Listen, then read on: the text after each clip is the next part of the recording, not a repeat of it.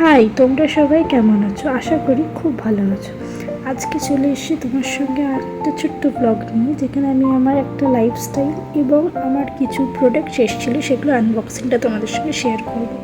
সকাল সকাল ফ্রেশ হয়ে একটু কাজের জন্য বেরিয়ে পড়েছিলাম একটা দিদির বাড়ির থেকে। তার বাড়িতে পৌঁছিয়ে আমি একটা আমার প্রোডাক্ট এসেছিলো, যেটা নিয়ে আমি খুব এক্সাইটেড ছিলাম।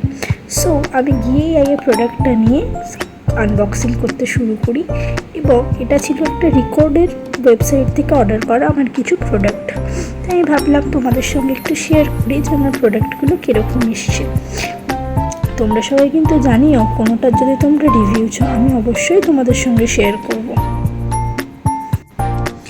এই প্রোডাক্টে আনবক্সিং করার সময় শুধু আমি একা এক্সাইটেড ছিলাম না, আমার সঙ্গে আমার যারা ফ্রেন্ডস ছিল তারাও কিন্তু খুব এক্সাইটেড ছিল, আর আমরা খুব হাসাহাসি করছিলাম, কারণ এর সঙ্গে কিছু গিফটস দিয়েছিল, যেমন কিছু আর্টিফিশিয়াল রোজ পেটালস, একটা চকলেট, একটা পেন অ্যান্ড ওদের একটা থ্যাংক ইউ কার্ড।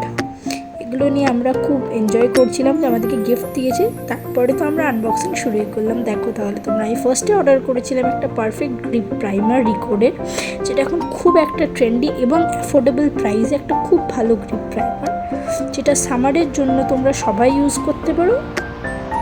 অ্যান্ড তার সঙ্গে তোমরা ইউজ করতে পারো রিকর্ডের গ্রিপ স্প্রে, যেটাও কিন্তু আমি পারচেস করেছিলাম।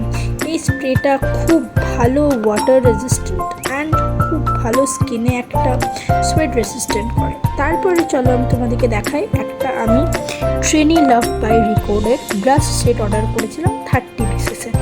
এটাও কিন্তু খুব অ্যাফোর্ডেবল প্রাইসে খুব ভালো একটা ব্রাশ সেট, যেটা আমি পার্সোনালি আমার প্রফেশনাল লাইফের জন্য ইউজ করি।